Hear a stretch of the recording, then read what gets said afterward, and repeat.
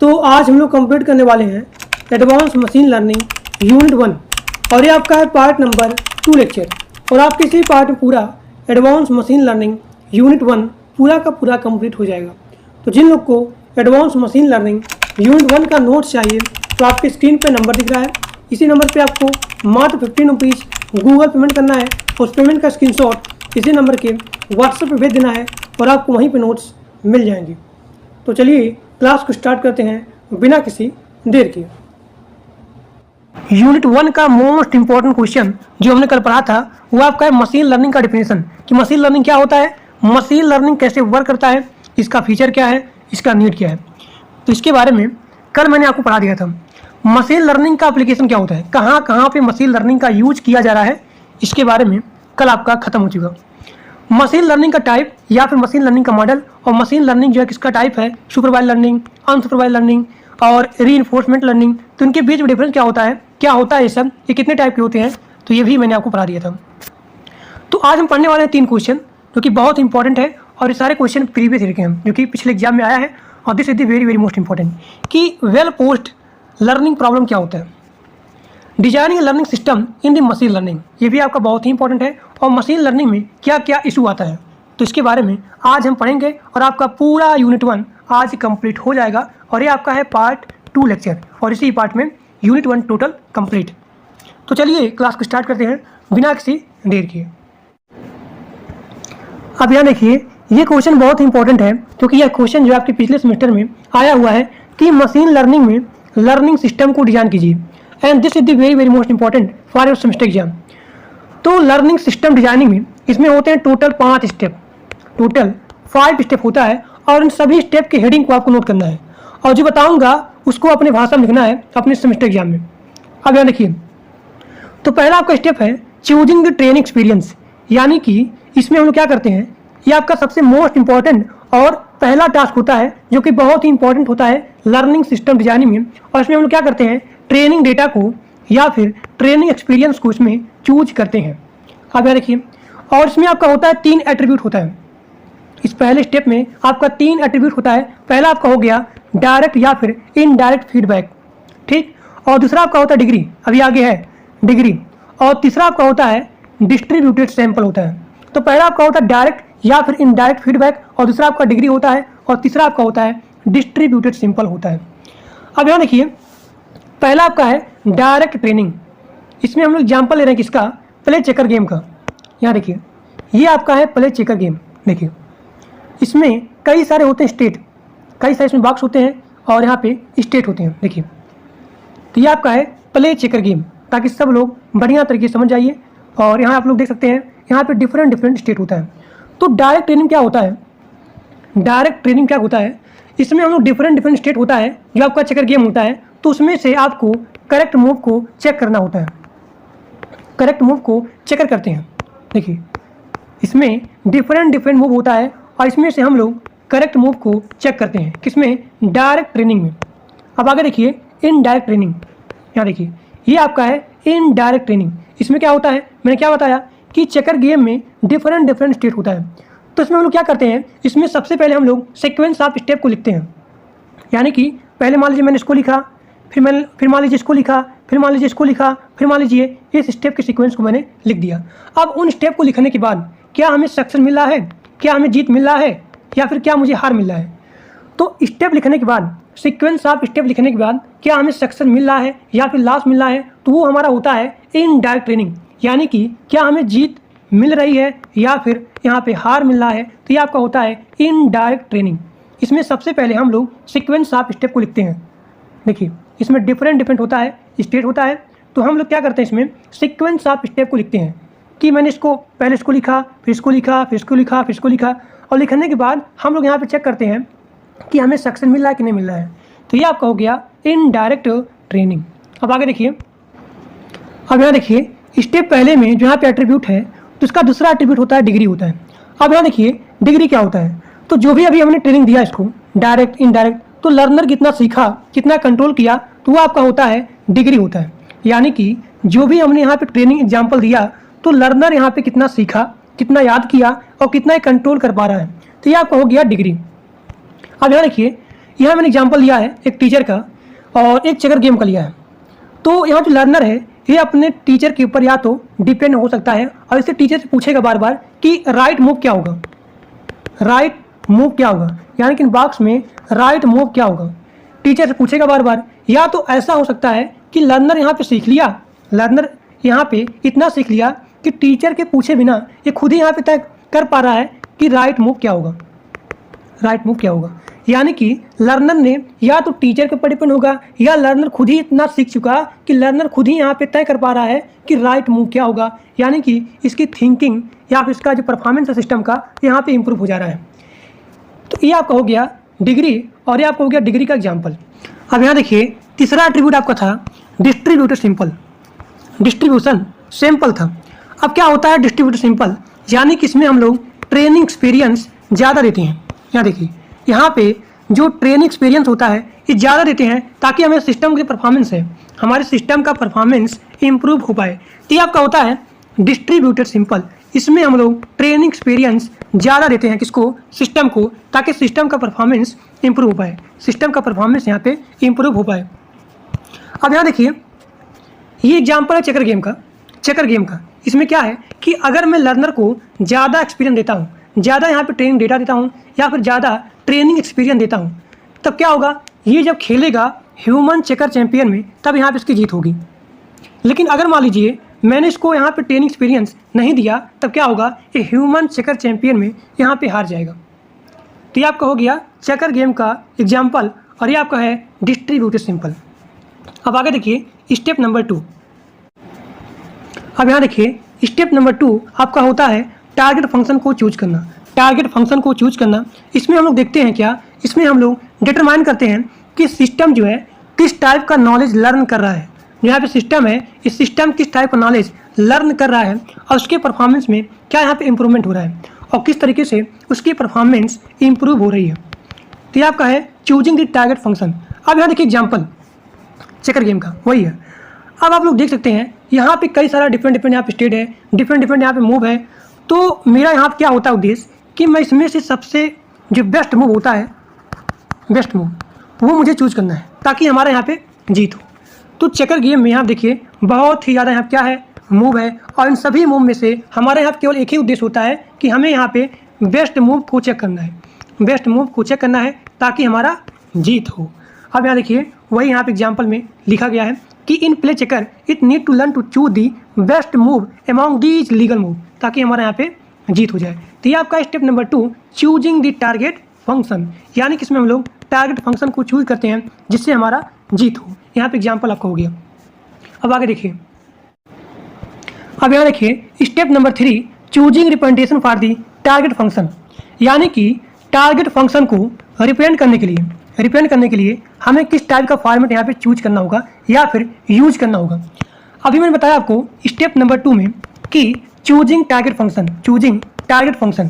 अब आपका तीसरा स्टेप है कि इस टारगेट फंक्शन को रिप्रेजेंट करने के लिए, इस टारगेट फंक्शन को रिप्रेजेंट करने के लिए हमें किस टाइप का फॉर्मेट यूज करना होगा। अब यहाँ देखिए वो फॉर्मेट यहाँ दिया गया है जैसे कि linear equation, hierarchical graph representation, tabular form. तो इस फॉर्मेट का यूज करके हमारे पास बहुत ज़्यादा मूव होता है। देखिए हमारे पास यहाँ पे बहुत ही ज़्यादा मूव होता है, तो उस फॉर्मेट का यूज करके हम लोग यहाँ पे बेस्ट मूव को चूज करते हैं, बेस्ट मूव को चूज करते हैं जिससे हमारी क्या हो, जीत हो, हमारे सक्सेस में क्या हो, इंक्रीमेंट हो, जिससे हमारा सक्सेस रेट यहाँ पे इंक्रीमेंट हो, इंक्रीज हो। अब यहाँ देखिए इस फॉर्मेट का यूज करके हमने बेस्ट मूव को यहाँ पे पा लिया, बेस्ट मूव को पा लिया। अब इस बेस्ट मूव को कौन यहाँ पे चलाएगा, तो नेक्स्ट मूव फंक्शन यहाँ पे बेस्ट मूव को या फिर लीगल मूव को, बेस्ट मूव या फिर लीगल मूव को चलाएगा। अब यहाँ देखिए एग्जाम्पल, जैसे कि यहाँ हो गया चेस मशीन, तो चेस मशीन के पास यहाँ होता है 4 अल्टरनेटिव मूव होता है। अब यहाँ पे चारों अल्टरनेटिव मूव में से यहाँ जो मशीन होता है उसमें से बेस्ट मूव को चूज करता है, उसमें से ऑप्टिमल मूव को चूज करता है या फिर सिलेक्ट करता है ताकि इससे क्या हो, इसकी विक्ट्री हो सके, इसकी जीत हो सके। तो ये आपका हो गया चूजिंग रिप्रेजेंटेशन। अब आगे देखिए स्टेप नंबर 4। यहाँ देखिए स्टेप नंबर 4 आपका है कि चूजिंग फंक्शन अप्रॉक्सीमेशन एल्गोरिथम, यानी कि इसके फंक्शन के लिए हमें किस टाइप का यहाँ पे एल्गोरिथम को चूज करना पड़ेगा। देखिए तो स्टेप नंबर 4 में हम लोग क्या करते हैं, लर्निंग एल्गोरिथम को यहाँ पे चूज करते हैं। तो लर्निंग एल्गोरिथम को चूज करने के लिए यहाँ पे होता है 2 स्टेप। पहला आपका होता है estimating training value, estimating training value, और दूसरा आपका होता है एडजस्टिंग वेट। देखिए मैं एक बार फिर से बोल रहा हूँ कि लर्निंग एल्गोरिथम को चूज करने के लिए यहाँ होते हैं 2 स्टेप। पहला आपका होता है एस्टिमेटिंग ट्रेनिंग वैल्यू और दूसरा आपका होता है एडजस्टिंग वेट होता है। तो ये आपका हो गया स्टेप नंबर 4, जिसमें हम लोग क्या करते हैं, लर्निंग एल्गोरिथम को चूज करते हैं। अब आगे देखिए स्टेप नंबर 5 जो कि वो आपका होता है फाइनल। अब यहाँ देखिए लर्निंग सिस्टम डिजाइनिंग में 5वां स्टेप आपका होता है फाइनल स्टेप, यानी कि स्टेप नंबर 5 में हम लोग सिस्टम को डिजाइन करते हैं, लर्निंग सिस्टम को इसमें डिजाइन करते हैं। तो ये आपका होता है फाइनल स्टेप होता है, जिसमें हम लोग लर्निंग सिस्टम को डिजाइन करते हैं। अब यहाँ देखिए स्टेप नंबर 5 में यहाँ होते हैं 4 पैरामीटर होते हैं। पहला आपका हो गया एक्सपेरिमेंट जनरेटर और दूसरा आपका हो गया परफॉर्मेंस सिस्टम, अब तीसरा आपका होता है क्रिटिक होता है और चौथा आपका होता है जनरलाइजर। अब यहाँ देखिए इन सभी का काम कैसे होता है और कैसे यहाँ पे लर्निंग सिस्टम डिजाइन होगी।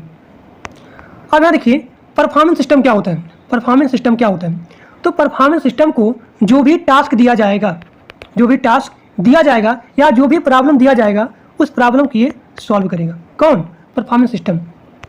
अब प्रॉब्लम कहाँ से आएगा, प्रॉब्लम जो है एक्सपेरिमेंट जनरेटर के पास आएगा, किसके पास, परफॉर्मेंस सिस्टम के पास। जो भी प्रॉब्लम आएगा ये उसको सॉल्व करेगा।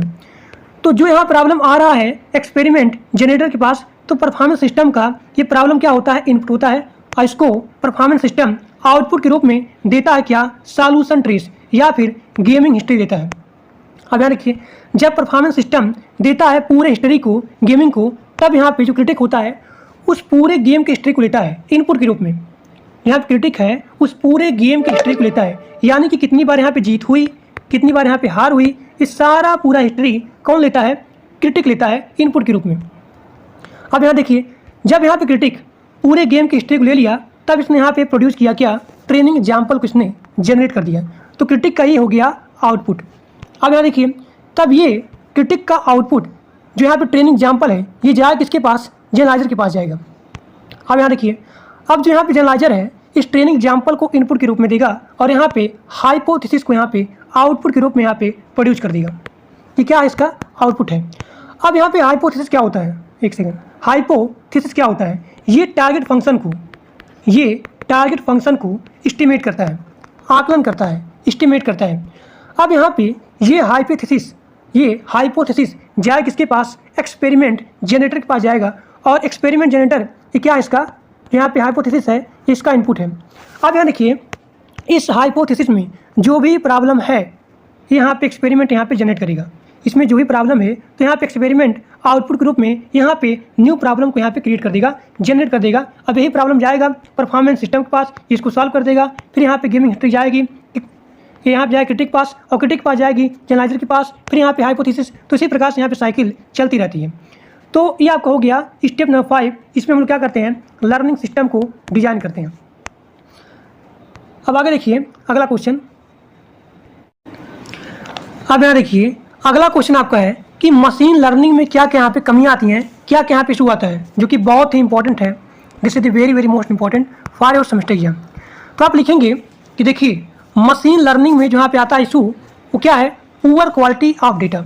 यानी कि मशीन लर्निंग के प्रोसेस में अगर आप देखेंगे तो डेटा का बहुत ही महत्वपूर्ण रोल होता है, क्योंकि अगर मशीन लर्निंग प्रोसेस में अगर इसको गुड क्वालिटी डेटा मिलेगा, किसको, मशीन लर्निंग प्रोसेस में, तब ये क्या करता है, आपके आउटपुट को, यानी कि जिसका आउटपुट होगा इसको इनहेंस करेगी, इंक्रीज करेगी, और जो भी यहाँ पे अनवांटेड चीज़ रहेगा उसको ये रिमूव करती है। देखिए मशीन लर्निंग प्रोसेस में जब यहाँ पे गुड क्वालिटी का डेटा दिया जाता है किसको, मशीन लर्निंग को, तो जिसमें होता है अनवांटेड फीचर इसको रिमूव करता है। जो भी यहाँ होता है मिसिंग वैल्यू होता है इसको फिल्टरिंग करने का काम करता है, ठीक। और यहाँ देखिए और गुड क्वालिटी का डेटा हमारे आउटपुट को इन्हेंस करता है, और जो भी यहाँ होता है अनवांटेड चीज़ें उसको रिमूव करता है। तो अगर आप देखेंगे कि हमारे मशीन लर्निंग प्रोसेस में गुड क्वालिटी का डेटा यहाँ पे एब्सेंस होता है, तो ये आप लिखेंगे this is the major missing of the machine learning, that is the poor quality of data. अब आगे देखिए, अब यहाँ देखिए मशीन लर्निंग का अगला इशू वो आपका है under fitting of the training data. ये क्या होता है, इसको हम लोग पढ़ेंगे पूरा डीप में यूनिट 2 में। अब यहाँ देखिए under fitting of the training data क्या होता है, यानी कि जब सिस्टम को या फिर जब मशीन लर्निंग मॉडल को कम डेटा दिया जाता है तो उसे बोला जाता है क्या, under fitting of the training data. अब यहाँ देखिए अगर आप मशीन लर्निंग मॉडल को एक सेकंड, मशीन लर्निंग मॉडल को अगर आप कम डेटा देते हो तो जो यहाँ पे सिस्टम की एक्यूरेसी है यहाँ पे डिस्ट्रॉय हो जाएगी। सिस्टम की एक्यूरेसी यहाँ पे डिस्ट्रॉय हो जाएगी, यानी कि यहाँ पे क्या आएगा, इनएक्यूरेट आएगा। ठीक, तो ये आपको हो गया under fitting of the training data, यानी कि मशीन लर्निंग मॉडल को कम डेटा देना किसको, मशीन लर्निंग मॉडल को या फिर सिस्टम को। तो ये आपका हो गया under fitting of the training data. अब आगे देखिए, अब यहाँ देखिए मशीन लर्निंग का अगला इशू वो आपका है over fitting of the training data. अभी क्या होता है over fitting of the training data, जब मशीन लर्निंग मॉडल को ज़्यादा डेटा दिया जाता है तो उसे बोला जाता है क्या, over fitting of the training data. अब यहाँ देखिए अगर मैंने मशीन लर्निंग मॉडल को ज़्यादा डेटा दे दिया तो हमारे परफॉर्मेंस पे नेगेटिव इफेक्ट देगा। तो इसे आप बोलेंगे this is the machine learning issue, यानी कि मैंने यहाँ पे मशीन लर्निंग मॉडल को मैसिव अमाउंट ऑफ डेटा दे दिया, यानी कि लार्ज अमाउंट में डेटा दे दिया जिससे हमारे परफॉर्मेंस पे नेगेटिव इफेक्ट आएगा। अब यहाँ देखिए जैसे आप मशीन लर्निंग मॉडल को ज़्यादा डेटा देते हो, यानी कि ओवर फिटिंग डेटा देते हो, तब क्या करेगा, यहाँ पे नॉइज़ कैप्चरिंग होने लगेगा और यहाँ पे डेटा का एक्यूरेसी है यहाँ पे डिस्ट्रॉय हो जाएगी। डेटा की एक्यूरेसी और यहाँ पे नॉइज़ कैप्चरिंग यहाँ पे स्टार्ट होने लगेगा। अब यहाँ देखिए एग्जाम्पल भी दिया गया है कि हमें यहाँ पे मशीन लर्निंग मॉडल को यहाँ क्रिएट करना है जो कैट, रैबिट, डॉग और टाइगर इन चारों में डिफरेंस बताए। तो मैंने यहाँ दिया बहुत ही ज़्यादा डेटा दे दिया, जैसे कि ट्रेनिंग डेटा में मैंने यहाँ दिया 1000 कैट, 1000 डॉग और 1000 टाइगर को दे दिया और यहाँ पे 4000 रैबिट को दिया। अब यहाँ सिस्टम क्या करेगा, इस सिस्टम की परफॉर्मेंस यहाँ पे लो हो जाएगी, क्योंकि आप लोग यहाँ देख रहे हैं कि यहाँ जो कैट है और जहाँ पर रैबिट है इन दोनों में यहाँ प्रोबेबिलिटी है बहुत ही ज़्यादा होने लगेगा, यानी कि यहाँ जो परफॉर्मेंस आपकी है सिस्टम की यहाँ पे लो हो जाएगी, क्योंकि आपने यहाँ पे ज़्यादा डेटा दे दिया। तो जब मैं सिस्टम को बहुत कम डेटा दे रहा हूँ और जब मैं सिस्टम को बहुत ही ज़्यादा डेटा दे रहा हूँ तो इसका जो परफॉर्मेंस पे इफेक्ट है वो आ रहा है नेगेटिव, यानी कि हमें ना ही बहुत ही ज़्यादा डेटा देना है और ना ही बहुत ही कम डेटा देना है, इन दोनों के बीच में डेटा देना है किसको, मशीन लर्निंग मॉडल को। ठीक, तो यानी कि हमें यहाँ पे मेंटेन करने की आवश्यकता है किसमें, डेटा में। तो ये आपका हो गया machine learning issue over fitting of the training data. अब आगे देखिए, अब यहाँ देखिए मशीन लर्निंग का अगला इशू वो आपका है machine learning is a complex process, यानी कि जब हम किसी सिस्टम को डिज़ाइन करते हैं तो उसमें हम लोग बहुत ही ज़्यादा ट्रेनिंग डेटा देते हैं मशीन लर्निंग के डिज़ाइन में। अब इसमें क्या होता है, ट्रेनिंग डेटा में इसमें बहुत ही ज़्यादा कॉम्प्लेक्सिटी होती है, यानी कि इसके प्रोसेस में जो हम लोग यूज़ करते हैं क्या, मैथमेटिकल कैलकुलेशन, ये भी आपका बहुत ही कॉम्प्लेक्स लेवल का होता है, यानी कि मशीन लर्निंग के प्रोसेस में बहुत ही ज़्यादा एरर आता है, क्योंकि मशीन लर्निंग की डिजाइनिंग में हम लोग ढेर सारा ट्रेनिंग डेटा को देते हैं। तो आप लोग यहाँ पे देख सकते हैं, hence there are high chance of error which make the learning complex, क्योंकि यहाँ पे लर्निंग बहुत ही कम्प्लेक्स हो जाती है, क्योंकि हम लोग यहाँ पे लार्ज अमाउंट में ट्रेनिंग डेटा को देते हैं सिस्टम के डिजाइनिंग में। और यहाँ पे जो यूज होता है मैथमेटिकल कैलकुलेशन, ये भी आपका बहुत ही कॉम्प्लेक्स लेवल का होता है। तो ये आपका हो गया मशीन लर्निंग का इशू, यानी कि machine learning is a complex process. अब आगे देखिए, अब यहाँ देखिए अगला क्वेश्चन आपका है कि वेल पोज्ड लर्निंग प्रॉब्लम क्या होता है, यानी कि इसमें क्या क्या प्रॉब्लम आती है, लर्निंग में क्या क्या प्रॉब्लम आती है और जिसको इम्प्रूव करने के लिए यहाँ पर होते हैं 3 फीचर या फिर 3 पैरामीटर होता है। पहला आपका होता है टास्क, दूसरा परफॉर्मेंस मेजर और तीसरा आपका होता है ट्रेनिंग एक्सपीरियंस। तो टास्क को मैंने यहाँ पे रिप्रेजेंट किया टी से, प्लेइंग चेकर, यानी कि चेकर को प्ले करना, वो आपको हो गया टास्क हो गया। और दूसरा आपका है परफॉर्मेंस मेजर, इसको मैंने यहाँ पी से रिप्रेजेंट किया, आप गेम में कितनी बार जीते हो उसका परसेंटेज निकाल लो और आप इसी प्रकार से परफॉर्मेंस को मेजर कर सकते हो, यानी कि आप गेम में कितनी बार जीते हो उसका परसेंट निकाल करके परफॉर्मेंस को मेजर कर सकते हो। तो जिसको मैंने यहाँ पे पी से रिप्रेजेंट कर दिया। अब यहाँ देखिए, अगला आपका है ट्रेनिंग एक्सपीरियंस। इसको मैंने यहाँ पे ई से रिप्रेजेंट कर दिया, यानी कि आप गेमिंग को बार बार खेल करके ट्रेनिंग कर सकते हो या फिर प्रैक्टिस कर सकते हो। तो ये आपका हो गया वेल पोस्ट लर्निंग, जो कि बहुत इंपॉर्टेंट है। कभी कभी 2 मार्क में क्वेश्चन पूछ लेता है, और एक क्वेश्चन जो है पिछले साल आया था, मतलब पिछले सेमेस्टर में आया था। तो आज आपका यूनिट 1 पूरा का पूरा कंप्लीट हो चुका, और ये आपका है पार्ट 2 लेक्चर। तो आज के लिए बस इतना ही। Thank you.